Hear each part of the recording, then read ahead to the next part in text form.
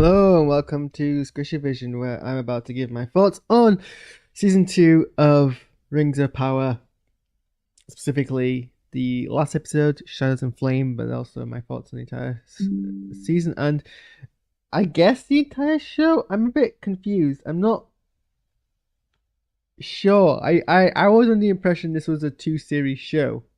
Um, but now I'm seeing, well, from Collider, hopes of a 3rd season, and we do end on a plot hook, so to speak. So I don't actually know if we're expecting a season 3 or not. From working with Wikipedia, nothing has been announced, so I guess it's gonna depend on this season. And apparently, the viewership for season 2 of Rings of Power, despite the fact that literally everything I'm seeing on Collider and Twitter implies that people have much more positive reactions to this season, seems to suggest that it's a lower. Wikipedia seems to think it's a lower viewership, so we're possibly not going to get a season 3. I'm not sure. It would be nice if we did. I think this show has a bit more to tell. I mean, my biggest concern with season 2 is that it really didn't kind of balance its stories. So I bet you could probably fit all of the Gandalf, and confirmed, it is Gandalf, all of the Gandalf plotline into probably 1 episode, probably even less than 1 episode. The dwarves as well, probably 2 episodes, and then you got the Numenorians, and it's there's so much gap between certain plot parts being bounced towards that you kind of, I won't say you lose interest, but you get concerned. So I mean, okay, I was worried about the Gandalf plot wouldn't have enough time to resolve, but it seems like essentially we skip over a whole section. So we leave the hobbits. I think we do the hobbits a massive disservice, I think, in this season, rather the Half-Foots. It's just a shame because the actor who plays Nori is a really, really good actress. I think we do them a disservice. They end the last time we see them committing to fighting for their right to, fighting essentially, holding the ground, not fleeing. And the next time we see them, they're being held captive. So I guess that didn't go very well for them. But then plot twist, either because he is double crossing the bandits, or the bandits double cross him in the first place, and we got, I don't know, it's really confusing. The initial plot twist seems to suggest the Dark Wizard isn't actually dark and legitimately just wanting to find this star, which kind of goes against what we saw earlier in the season when he was being quite, cruel towards his people.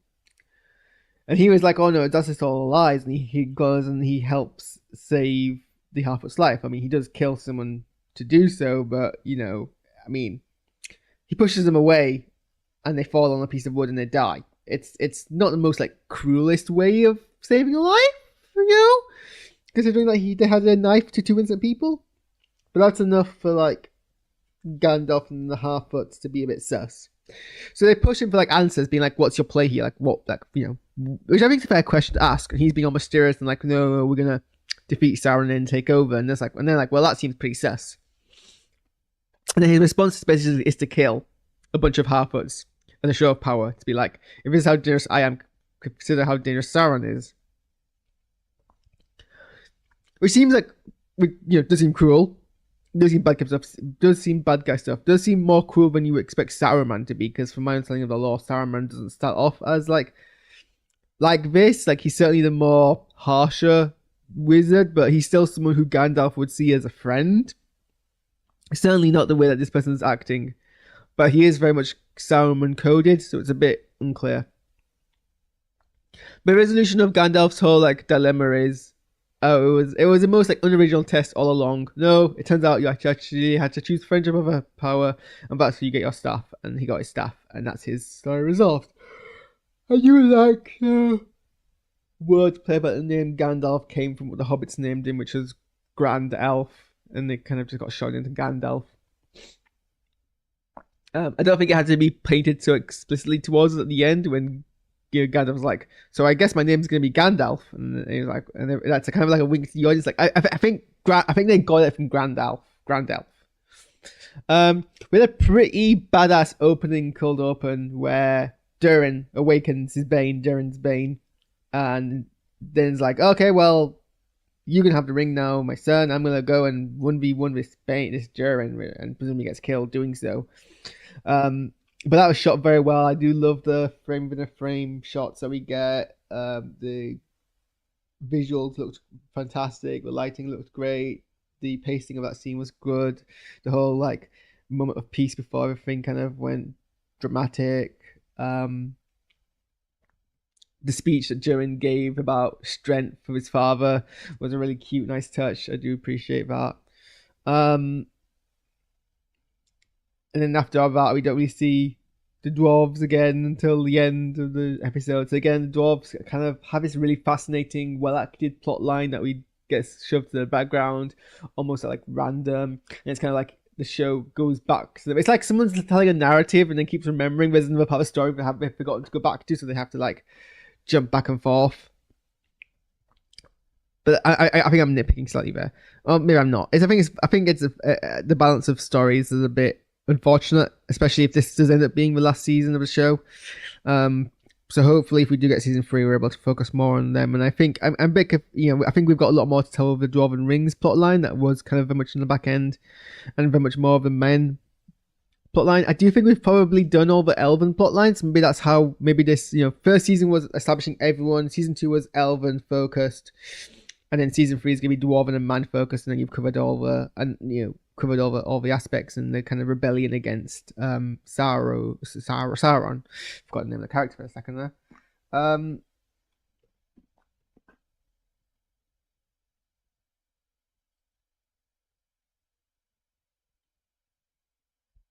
So the bulk of this episode. Oh, and then we got some Numenorian stuff. Essentially, Pharazôn rather is in very much a fantasy resembles real life plotline, decides to brand a whole bunch of people as a traitor and get them under arrest, and is now sparking civil strife. So that's pretty unfortunate. Narsil gets given to Elendil, which is a nice kind of foreshadow for what we know is going to happen there. And Elendil is convinced to leave Numenor as people get arrested and rounded up, and it's very, very scary and very, very real. Oops, forgot to mute all of these things. Alexa, volume 0. And finally, one of the Numenorians realizes that Isildur is alive, so we get a nice kind of oh crap moment from Kendon. I need to be better at remembering these names. As he realizes that Isildur's alive, and that's gonna basically probably like impact the political situation in Numenor. So hopefully he doesn't stab him in the back, because that's the kind of thing Kemen would do. But he's still being a pretty like horrible person. Threatening a horse, that's just mean. You don't threaten horses. Horses are lovely. But essentially he colonizes a city. I do like the random kind of friendship that's kind of grown between that wildman Hagen and what's the kid's name? The kid healer. Just like the buddies now, and it's like that's fine. That was just a nice little small touch. But yeah, that was a very kind of a whole like political destabilization of Numenor is really like frustrating in a good way. It's frustrating because it's like, oh, you're just all being stupid men, trying to like build up power and cope with your own poor ego, and it's going to cause so much death, and it's just so like, oh. And then the bulk of the episode was, I think, the Reagan plot, but even then it was kind of like the epilogue to that. So pretty much nothing really like dramatic happened. It was kind of all as expected. The orcs arrived at Sauron and immediately like, yeah, we're on your side now, Sauron. With very little convincing, but I mean, it works because it's kind of showcasing Sauron's power over the orcs, that it's very easy to radicalize them to his side. I mean, it's been placed in the background for a while. The orcs were getting a bit annoyed by kind of it's kind of tragic. The orcs were getting very much disillusioned by Addo's willingness to throw their lives away because of his fantastic obsession with not letting them become slaves, and they're like, well, this is a bit counterproductive. But then they put all their lot into Sauron's hand, and then Sauron immediately shows how much he doesn't care about their lives when he flat out executes the main boy orc for even like daring to like bring up the risk that's present from them attacking the dwarfs. It was pretty cool to see the dwarfs just like turn up to Ringon and start like mowing down orcs with their crossbows. That was kind of fun to watch. The fight between Galadriel and Sauron was fairly well choreographed. I wouldn't say it's the best bit of choreography. I still think my favorite choreography in the show is season 1 when Galadriel basically puts to school all of the Numenoreans, but I did enjoy their kind of duel. I was fascinated by the use of a crown as a weapon. That seems pretty fascinating. Poor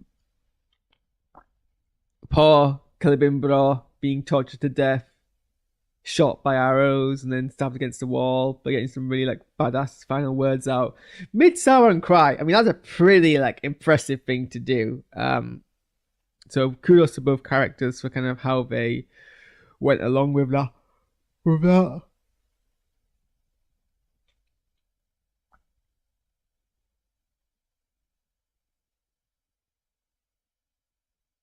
So all in all, I definitely think season 2 I enjoyed more than season 1 because I think it felt more like things. Season 1 felt like a very extended cold opening where you weren't entirely sure where like everything was in terms of the grand scheme of things. It was kind of like a extended prologue where here there was more proactive things being brought together. The Rings of Power played more of a role in the episode, so I very much kind of I think I grasped the kind of um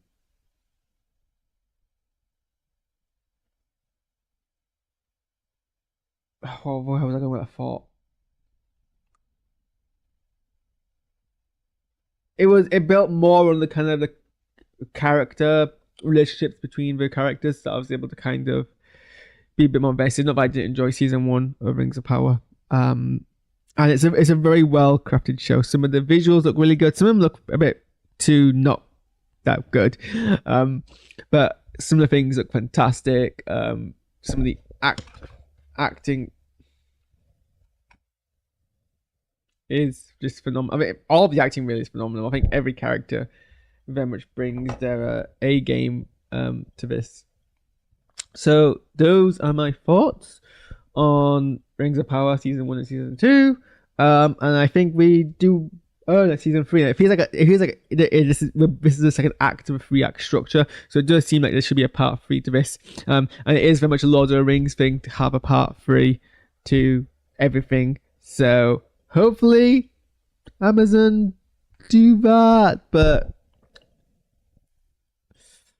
it's a good shot people have just been refusing to engage with, so we'll have to wait and see. Anyway, those are my thoughts on the episode. Let me know what you think. I am gonna bounce because I've got to go to a rally. So see you soon. Free Palestine. Bye bye.